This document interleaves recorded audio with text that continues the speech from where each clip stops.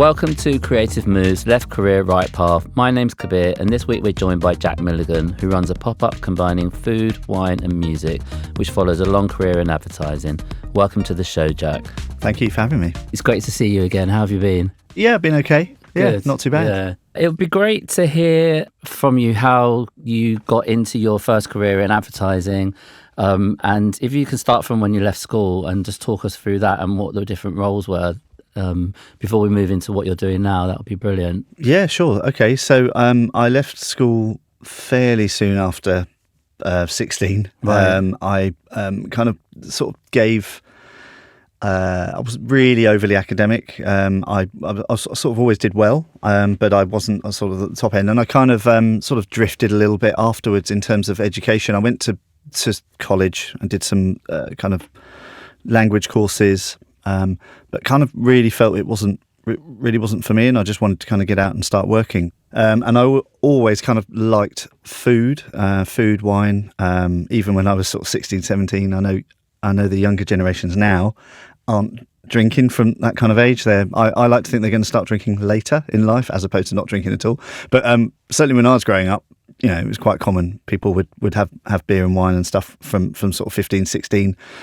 And I got a job in Waitrose, working on their fresh food counters, Right. Just because I like food, and I was working on the fish or the meat. Then I was getting some work on the wine counter. This was obviously when I was sort of 18, after I'd finished college. And where was that? Was that in London? It was in East Sheen, yeah. It was southwest London. Okay, cool. It was just it was a way for me to just start earning my own money, and starting to learn the I say the rules of work, but just sort of the ethos of work and getting up and going to a job and discipline and disciplining yourself to kind of come and do a good shift every day. And I absolutely loved it. And obviously Waitrose is quite a, they work you quite well. They train you hard, but they also, they have quite a sort of a specific way they want you to do stuff. So it was a really good sort of bedrock of understanding how to deliver at work, customer service and all that kind of stuff. So that was embedded into me at a very early age. So they're part of John Lewis, right? So Yeah, I'd be interested to hear, what does the training involve? Because we all, you are quite often read that they have great training, but what does that actually mean? Yeah, well, it's so you've got just all of the kind of food and health and safety stuff. They do loads of things for personal training as well, and they have a really strong management training scheme as well. So if you have ambition to, which I went on, to kind of start moving up the management ladder, they've got all that kind of there for you, so that it follows you, and they build a plan around you, and they nurture you into managing and stuff like that. Yeah, so it's really good. So that gave me quite a good bedrock. I got experience by the age of about 18 of managing people, and I think that was really strong as well, because I think, you know, if I go back, would I've loved to have gone to university? Yes, but actually, am I grateful for the fact that I learnt all of these kind of work skills from a very early age? Absolutely. And so that was really useful for me. And then I kind of carried on in that kind of area. And that's when I first saw an opportunity to get into advertising. I didn't even really know kind of what it consisted of, even though my dad had been in it for several years. He was in TV and radio and so on.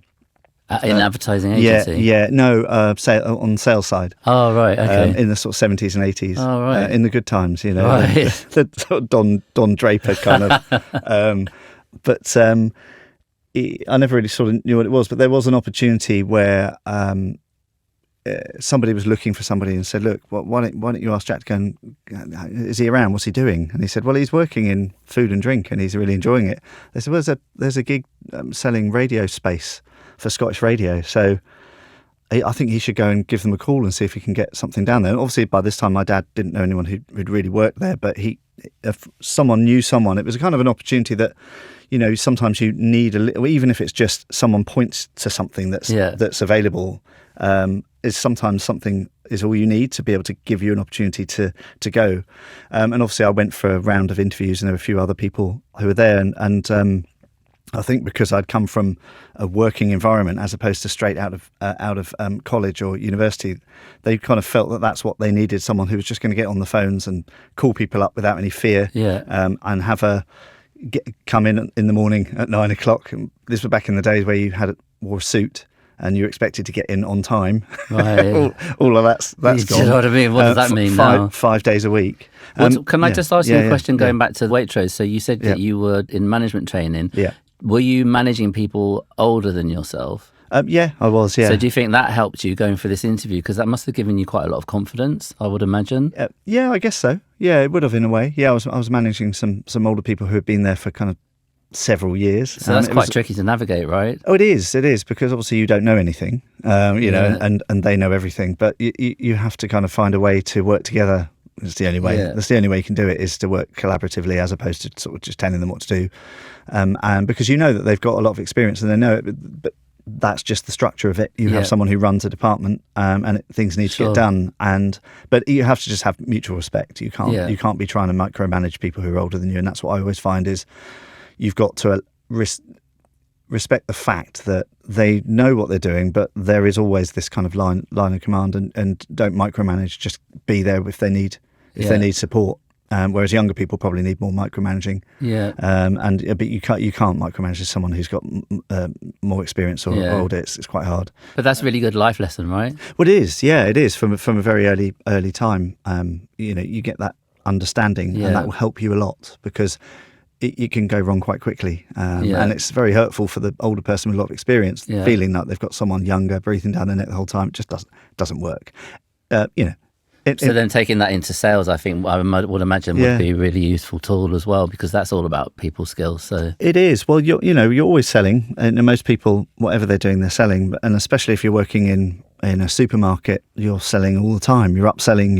You're trying to get people interested in new items and so on. So it was a really natural step to go into. It was quite different going into advertising, not having to work at weekends was which I've now gone full loop. I'm now working at weekends again for my sins. But it was a really different environment, of course. Working in radio sales in the 90s, it was still Wild West dish, like there was still a lot of partying and a lot of fun and a lot of kind of the long lunch kind of era.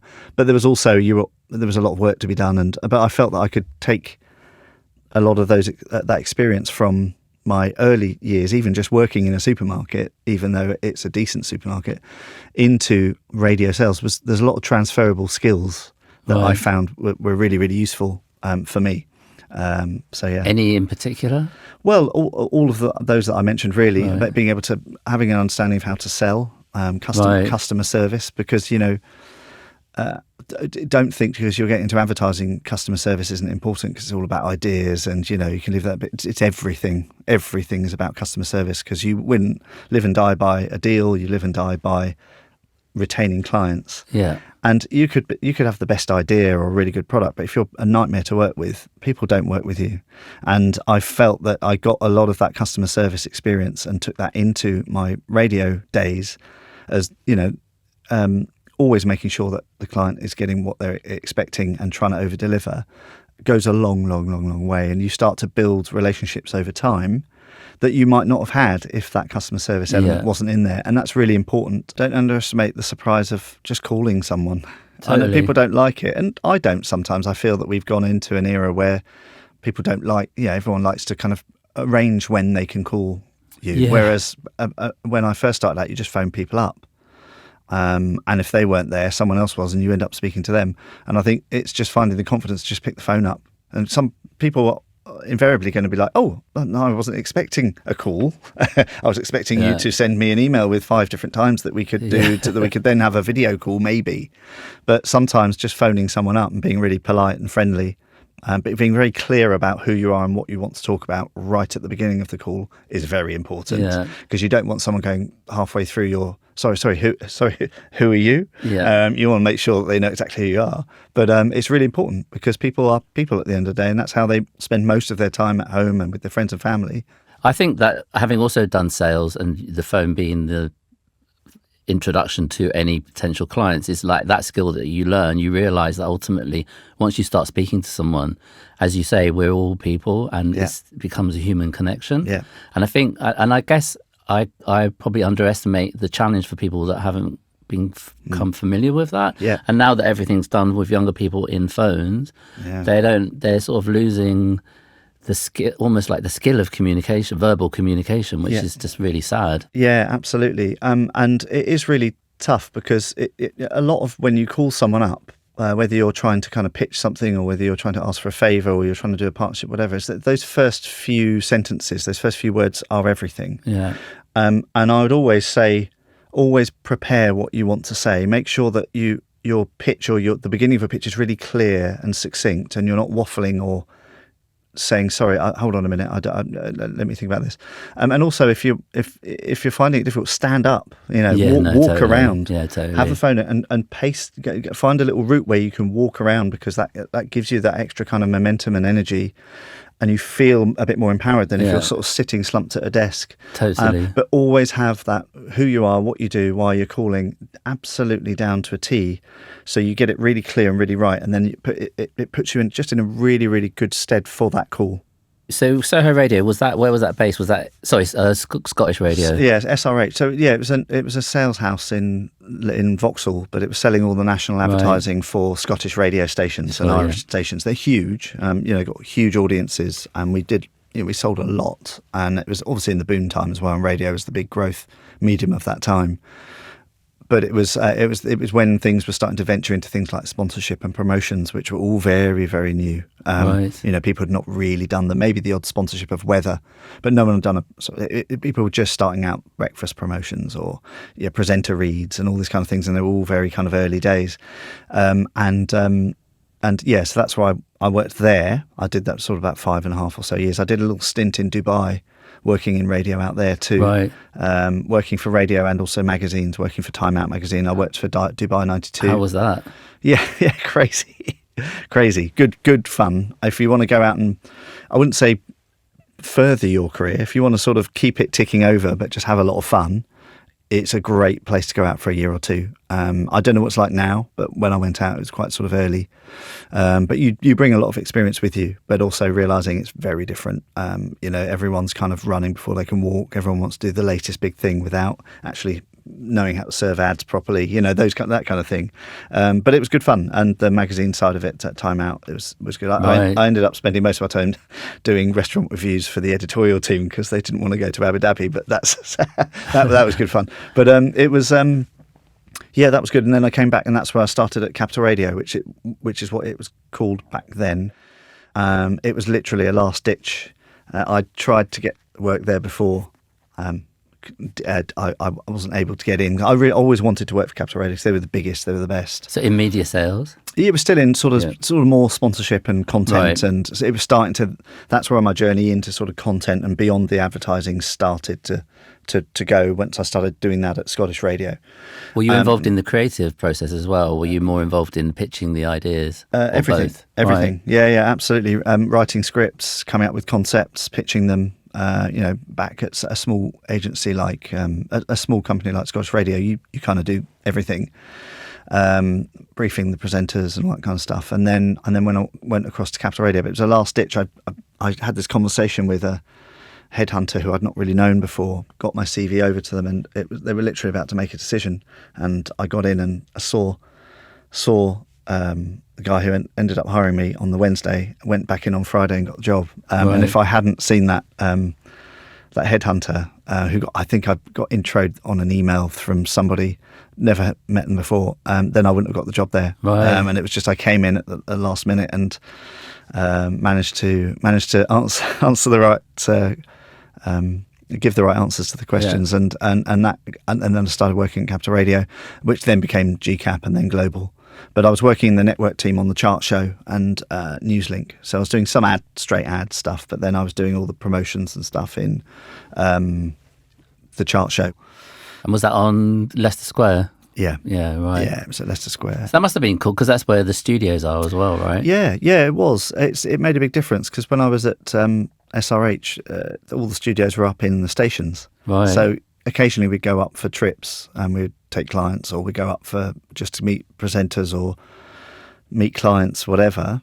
And you would then go into the studio, but they would be presenters that you wouldn't listen to week in, week out, so you didn't really know.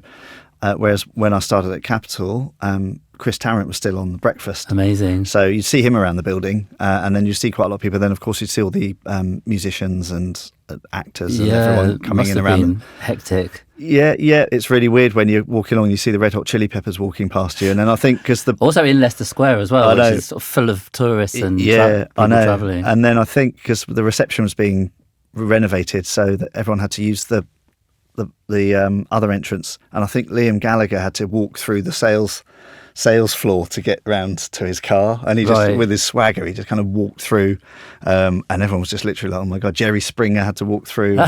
It was good. It was a really, really, really good time. That was a lot of fun working there. And then just incrementally working my way up, just sort of getting promoted here and there, and to sort of manager, senior manager, then head of department. So I managed to get promoted to head of network. So it was the head of the Newslink and the chart show. So running a team of about 12 people.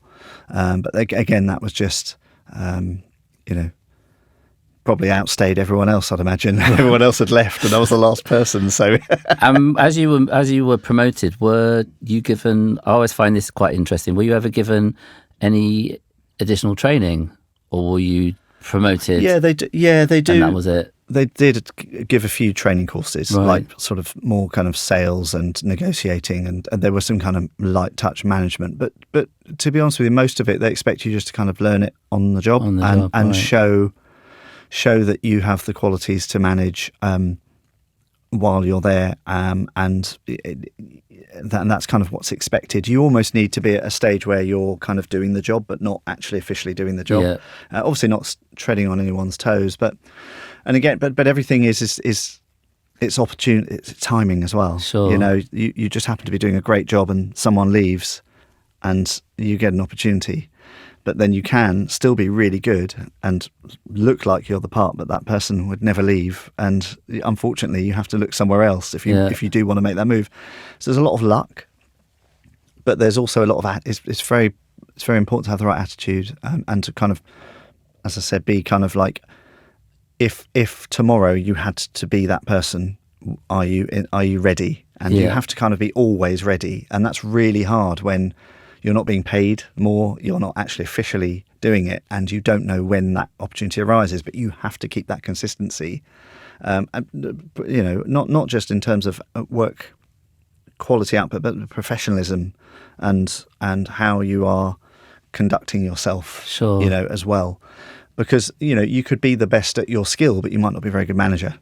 Yeah. It's like the best football player might not be the best manager. I can't imagine Cristiano Ronaldo necessarily being an amazing manager. Yeah. He might surprise us. Amazing footballer, but it doesn't mean just because you're good at your craft, it's a totally different skill set. You're good at managing, exactly, and you have to be truthful with that, because just because you're good at, for example, selling, doesn't mean you're a good manager.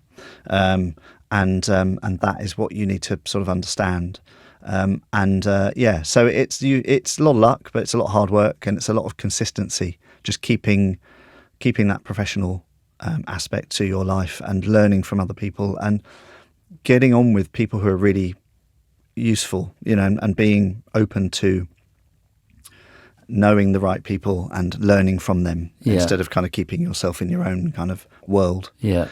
And one bit of advice I give anyone is just, manners are free. So just be nice to everyone. Yeah. And don't just think because there are certain people who are maybe not, the more sort of senior people aren't important. Everyone's important. The people who sign off your expenses, very important. Yeah. The people who can book rooms and stuff like that are really, really, they're just as important as these senior people making decisions, because you're going to need that. And just make sure that you're just nice to as many people as you can, because you're going to need to get on with everybody. And there are some people in the world who are only nice to who they feel they should be nice to. Yeah.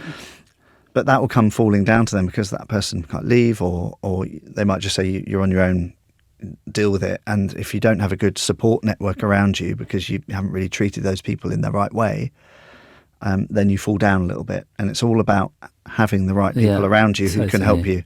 And that's absolutely fundamental. So after Capital then, or what was it called, GCAP? It went to Capital Radio Group. It went from Capital Radio Group to GCAP to then Global Radio. Right, so the mergers with Chrysalis and GWR and all that kind of stuff, bringing all the groups together. After leaving that role, where did you go? Yeah, so that's when I joined Spotify. Okay. So I had so it was an opportunity for me because some of the people that I worked with at Global went across early to set up Spotify in the UK as a kind of an ads business. That must have been exciting. Yeah, it was very exciting. Yeah, so it started off just one of my best friends, John Mitchell. He took over running of the network team after I left, and then we kind of reunited. He went off to join Spotify, and I replaced him. And then he'd sort of set it up. You kind of want to take people who you know, and we had a conversation, and he obviously.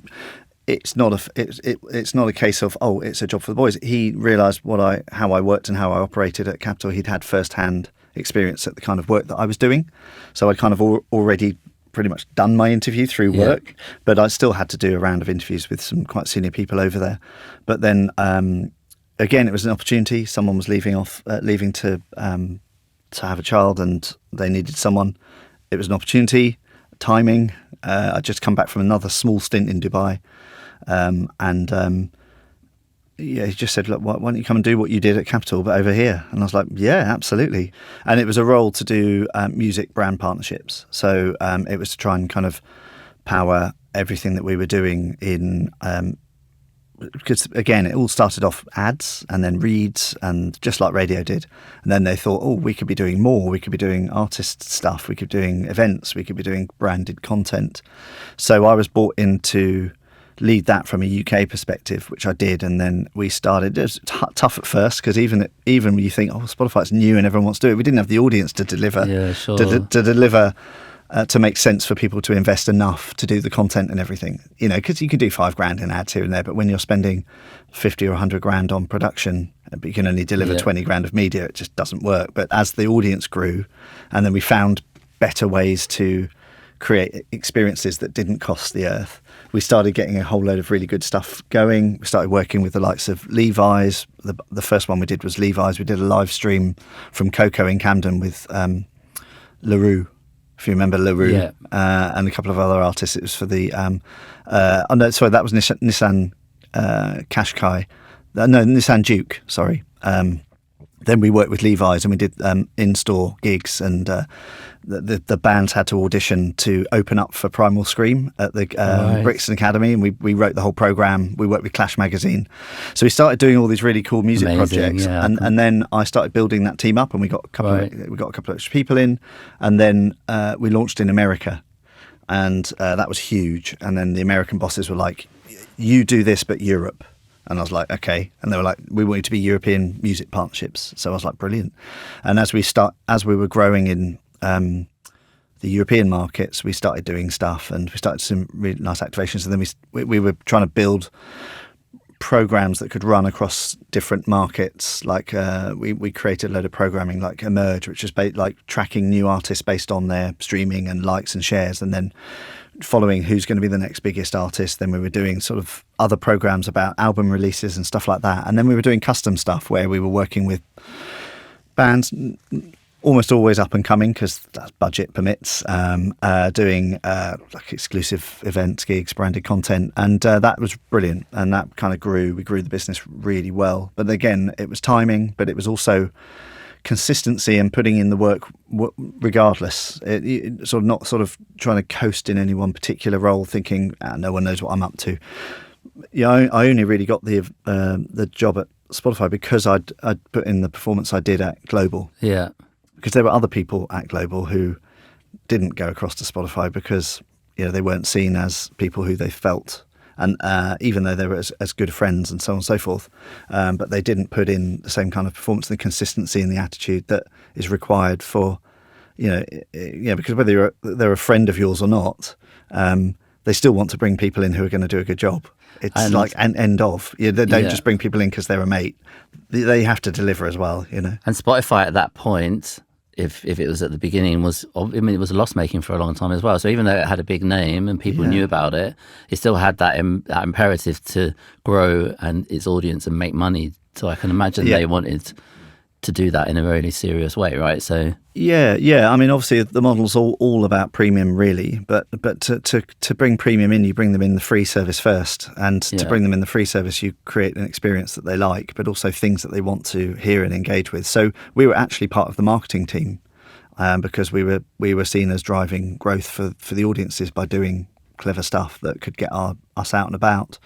But we were still dealing with advertisers. We didn't have our own budget. We still had to get brands to fund stuff, which we were talking about earlier. Yeah. But yeah, it was a loss maker for some time. I mean, quite understandably, because their margin is very low. But now they're really making a big profit. You can see their quarterly reports. Yeah, no, I've followed them. Yeah. They're doing very, very well. But I guess also from your perspective, it would be really interesting because you'd see the immediate results of the work you were doing by the listens and the engagement with the artists as well, and then vibing off of that with the artists and going, listen, we've got you X amount and more bigger of audience, fan base and stuff like that. This must be really exciting as well if you love music. Yeah, it is good. It is good. You know, it's nice. It's nice to see all of that and also make a bit of money for the company as well. Yeah, totally. Yeah, of course. You know, because you're seeing the revenue coming in and all of the uplift as what you mentioned. It's nice to see, and you can see it pretty quickly as well.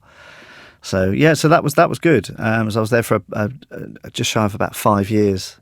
What do you think was your not your most successful necessarily, but your favourite event that you organised when you were there? I don't know. I'd have to say probably the Jack Daniel's project we did with Universal, McCann, and NME. We just came up with the concept of taking over a pub for 3 months, rebranding it. It was the Macbeth pub in just near Shoreditch, right? And we basically took the pub over and turned it into a venue for us. So putting on gigs, doing editorial, meet and greets, and we changed the name of the pub called Jack Rocks the Macbeth. And we had enemy journalists working out of there. We had Spotify journalists working out of there. We did anytime we did interviews or we did any performances, we would do them at the venue. And that was just brilliant. And I think it was 3 months. It might have been 4 months in the end. I might be completely wrong on that, but it was a few months. Right. And that was brilliant. And then we had editorial going across all of our platforms. And it was a kind of living, breathing thing that we could go down at any time and there's always something going on. And again, I think LaRue performed down there as well, at loads of bands, and then they had artist hosted quiz nights and stuff like that. So that was really good. Obviously they were serving Jack Daniel's the whole time. Yes. But that I say was probably the most fun project, and kind of I feel from, you know, everyone talks about culture and relevance and stuff. That's kind of embedding yourself in British culture. Yeah. You know, it's a pub, it's got music, you do quizzes, artists can come down, fans can come down, you got a fixed residency, all of the editorial, all the pieces of content we did and distributed. I think it was a really good one. I think it won some awards as well. Obviously the agency, we let the agency put that forward for them, but it did really, really well. So you were there at Spotify for 5 years, and then what was your next move? It was Essence MediaCom, which was MediaCom back then. Right. So I was having lunch with a guy that I'd worked on a massive deal for Bose, and that was a huge one. That was working with Vice and Facebook and Spotify. We did a 6-month content program, and it was really successful. It was all around music scenes around the world based on data. So we would think like indie music in Mexico, electronica in India, and all these kind of a dance hall in Japan. And it was finding these little scenes based on what was kind of streaming in those markets. Right. We made, so Vice made a lot of the content, so music video series around, like mini documentaries around that music scene. And we were the kind of playlisting and tech and amplification. And we did a series of gigs in our office. People like NMEK and some of those kind of at the time rising artists came in and did performances, and it was really nice, really, really big project. And then the guys I worked with that from MediaCom were just discussing, and we discussed about a role that could be over there working on a big motor brand. And I thought, well, I'd always wanted to work at a media agency, and just to see kind of how it all goes on over there. And I spent quite a lot of years in media owner side, and I thought it'd be quite nice to have a bit of a run that. Yeah. So I moved over there into their Beyond Advertising. and it gave me a completely different experience altogether, and dealing firsthand with clients as well. Whereas you do deal with clients when you're at media owner side, but you're not beholden to them. Right. Whereas you are at a media agency because you're contracted. Yeah, that makes sense. Yeah. Because if it all goes wrong with BMW, you just go and speak to Mercedes, but you can't do that when you're at a media agency because you're contracted to work for let's say BMW, although it wasn't BMW at the time. I ended up working there for 9 years, which is my longest stint at any job I've ever had. Wow. Started in international partnerships, and then moved on in the latter years to focusing much more on music and podcasting. So advising clients on how to access these areas in culture credibly, what's available, how to get in, what part it can play on the strategic kind of direction. So you must have been at the forefront of podcasting then, I would have imagined. I mean, we were certainly talking to a lot of stakeholders who were very much innovating and doing some very clever stuff, and we got some stuff away. Music as well. We did some quite nice projects there, but it's like with everything. It was kind of the last kind of couple of years of my time there, and obviously you don't have to read too much about WPP at the moment, but they're kind of slicing and dicing, and things are changing rapidly, and I think the whole kind of model of that agency group is being rethought and rethought again, and I don't think there's really huge amounts of room for these kind of things at the moment. I think it's back to basics. So that was 9 years there. Did you see that coming? Yeah. Gradually, or did it just sort of land and you were like, wow, everything's changed massively? No, I saw it coming. And I also felt at the same time, in advertising, it's quite a young industry, and I'd say probably about 80% of the briefs that you receive are for Gen Z. Right.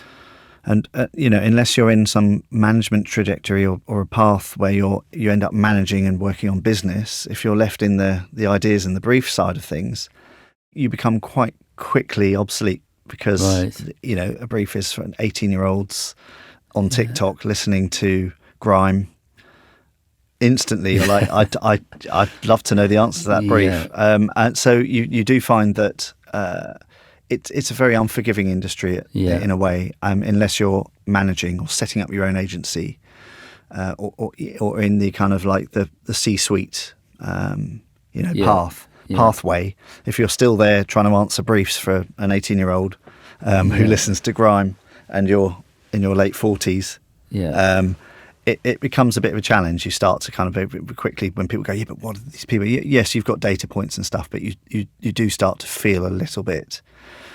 I think my time's run here. Is that what we talked about earlier? It's about that connection, right? Yeah, exactly. And I certainly wasn't on a management trajectory there. And I felt actually my passions lie elsewhere. Yeah. And I'm, and I don't think it's uncommon for when you sort of get to your sort of mid to late 40s, you do start to think, do you know what? I've been doing this for 25, 27 years. Yeah. I want to do something else which is much closer to my passion, which isn't, I'm not so, you feel like you're much more in control of what you're doing. You're not kind of waiting for that phone call from someone saying, I'm sorry, we don't need you anymore, or we want you to be doing this, which we know you don't like.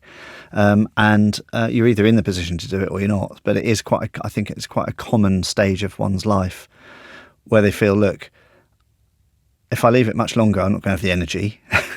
If I do it a bit earlier, I'm probably not ready. But actually, I'm about right now because the kids are a bit older, or I've got much more experience generally.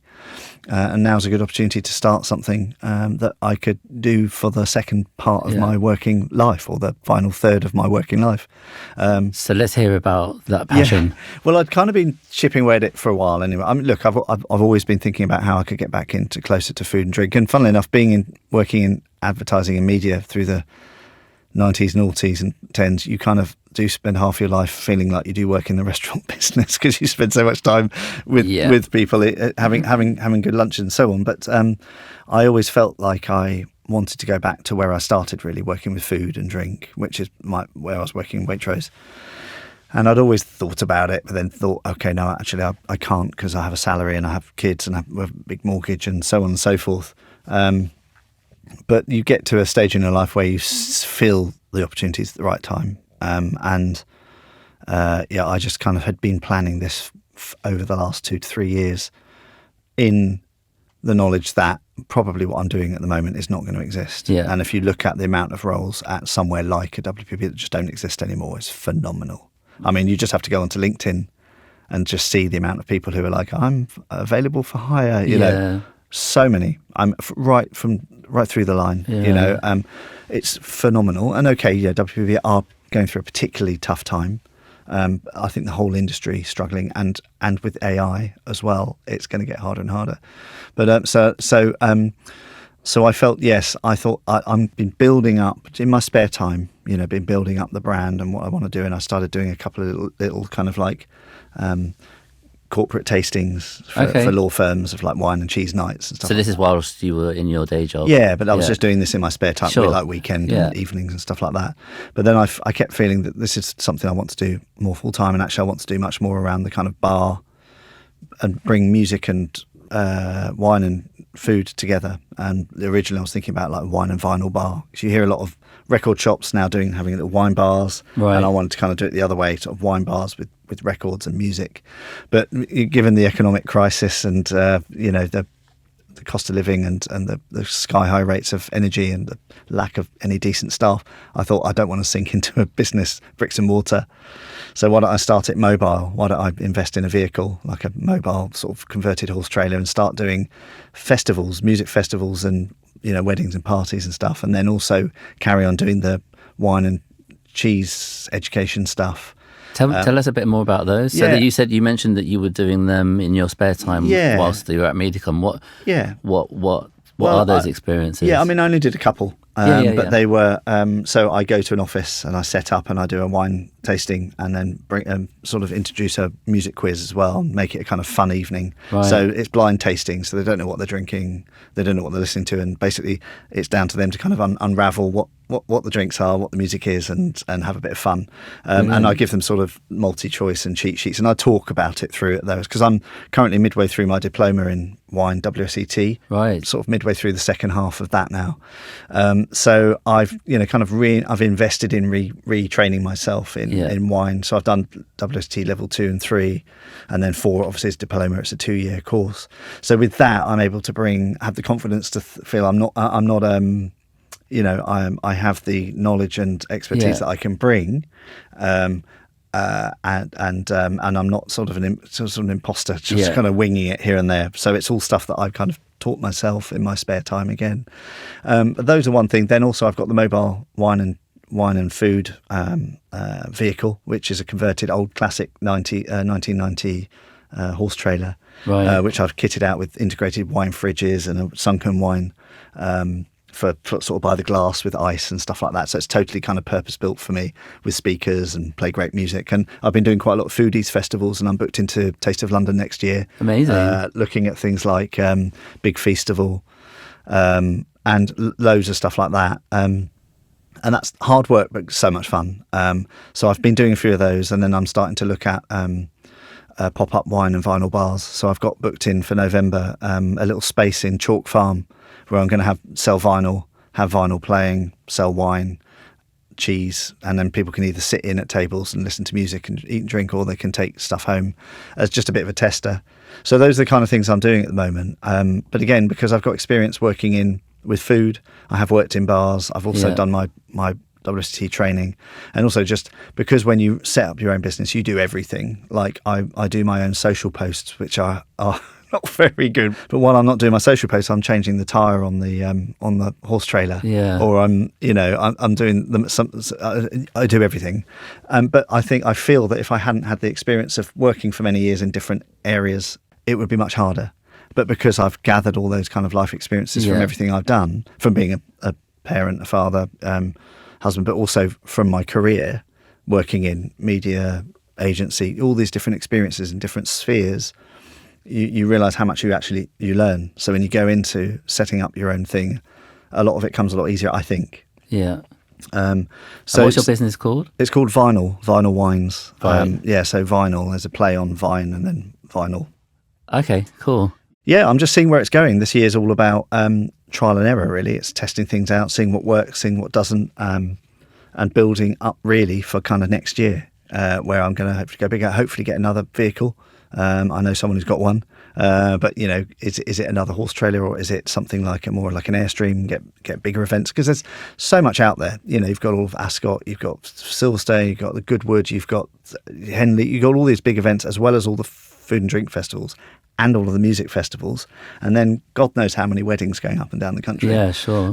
So there is obviously appetite for people who can produce, can deliver good quality, but again with that customer service. We easily do way more than we would normally do, just because we're always selling, giving people samples, letting people taste stuff, telling the story about the wines, and helping people understand the flavours and stuff, and you instantly lock people in. And again, that comes from the experience that I had right back from Waitrose right through to selling advertising and retaining clients and upselling and so on and so forth. It all comes through. And one thing that people say is that when people start up their own venture, the one thing they can't do is sell. They don't like going out and selling, because selling is hard for people. But because I've done it for many years, I find it comes quite easy. I mean, I'm not very good at promoting myself on social media, for example. But phoning someone up saying, I think we should work together, or here's my pitch, comes really naturally with me. I just wanted to ask you as well, since you've been doing your learning about wine for your diploma, has your appreciation of wine changed, do you think? Well, no. No, well, I don't know. Maybe. Rather than just drink it and enjoy it, are you analysing it more? Oh, yeah. Well, because part of the course you've got to taste every week. So you get given your weekly, because I'm doing it online. Right. Because you can do it in person where you go once a week. Probably better if you can do it, but I do it from home, so I have to source my own wine. So you're tasting every week, and you're having to do proper tastings of those in a specific way that they want you to do it, which is gearing you up for the exam. And so I wondered if now your appreciation for wine is becoming more academic as well as enjoying it. Has that changed in any way, or has it just evolved? It's evolved, yeah. Wine is it's about bringing happiness and the completion of a meal for me. It's not about getting drunk.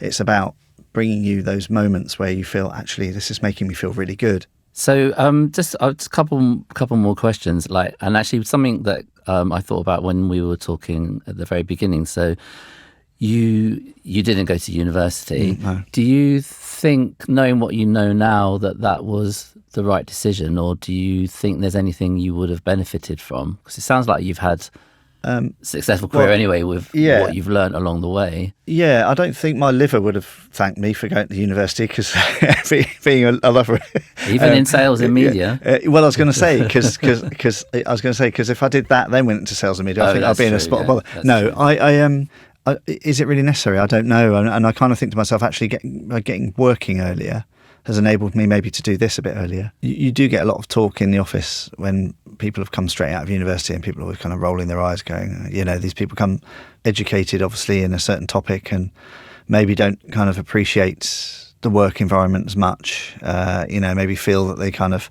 should be able to just step into things because they've got a degree, whereas actually it's weird. It doesn't really work like that. You've got to kind of work from up your way up again. Yeah. And I feel that if you're not doing a degree that's directly related to what you're then going off to do, then I don't necessarily see the point. I don't think it's essential at all, unless again you want to be a doctor or a lawyer or any of those kind of where you have to. Right. So now we've got two questions that we ask people. The first one is, considering the moves you've made to get where you are, if you could go back in time, is there one thing you know now you wish you'd known before or sooner that would have helped you think? Oh God, that's a tough one. I guess something that I would have probably thought about is maybe could I have gotten into this earlier, and had this as my career throughout, so it would be a much bigger business in this industry now, as opposed to sort of via my advertising career. But then again, I've had a lot of fun in the advertising career and met some incredible people who are now lifelong friends. So it's difficult. Once you know it, it's hard to kind of wish it out. It's an interesting question. But it sounds like you're in a really good place where you are now, and almost like you feel like everything sort of brought you to where you should be. Yeah, it has. And again, it's hard to go off and do your own passion, because often that's not where the money is, certainly to begin with, right? Yeah. Because everyone's passion, the money is in doing things that people don't really want to do, like being a lawyer or working in advertising, where you get a good salary, but it's not really your passion. No, very few people's passion is advertising. So you've got to have a life. You've got to be in that right timing of your life. So you either do it when you're young and you're still living with your parents and you don't have overheads and you can build it and build it and build it and you don't have the cost of kids and so on and so forth. Or you do it when you're a bit older, when you've maybe paid down a few things, or you've got a very, very supporting and understanding husband or wife who's quite happy to pay the bills while you're getting things up and running, because it can take 1, 2, 3 years to get to a good income.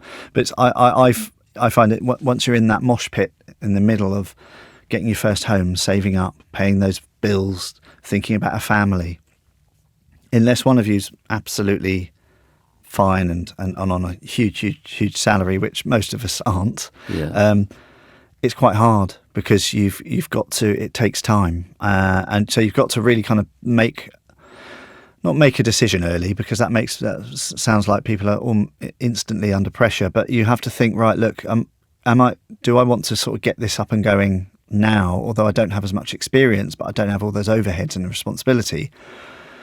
Or do I wait till I'm a bit older, where I've got all that experience, I've paid down some of my debts and my mortgage is smaller, but I'm older and I've got less time to do it, and not, and everyone's health is different. Some people in their late 40s, early 50s are still very healthy.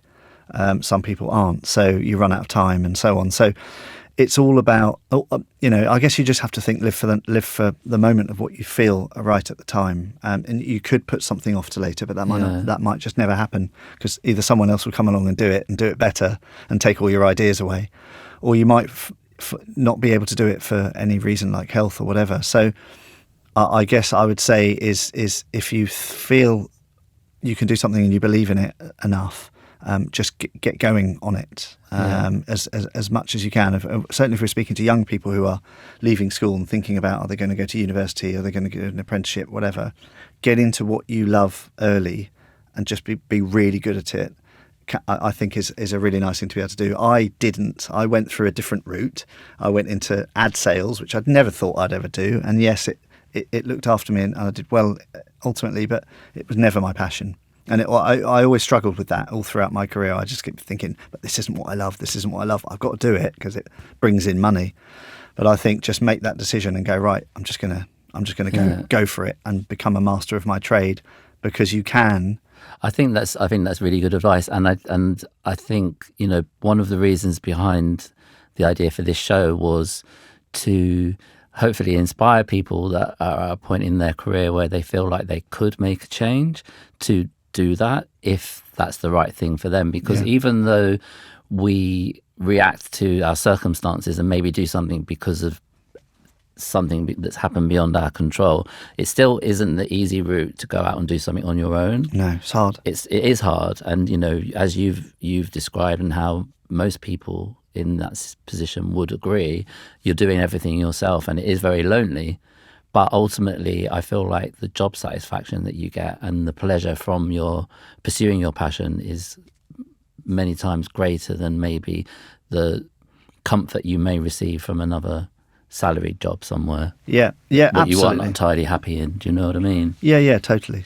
I mean, of course, another way to do it is not just to take a leap of, and chuck everything in and go. I mean, you can start doing it in your spare time. Obviously, if you have children and then layer that on top as well as a daytime job, you'll soon burn out. So everybody's different. It depends on what life situation you're in. But you've just got to work out, does my life situation allow me to do that? Because if you take it on too much, it's just going to burn you out, and it will become unenjoyable and you'll start resenting it. Yeah, I mean, that's actually very good advice. And then the last question, can you tell us about a sliding door moment that's had a profound impact on your career? Yeah, I guess the sliding door moment was coming back from Dubai and meeting up with my mate John, who was running Spotify at the time. Just out of the blue, I just said, "Oh, John, let's go for a drink." He went, "Yeah, all right."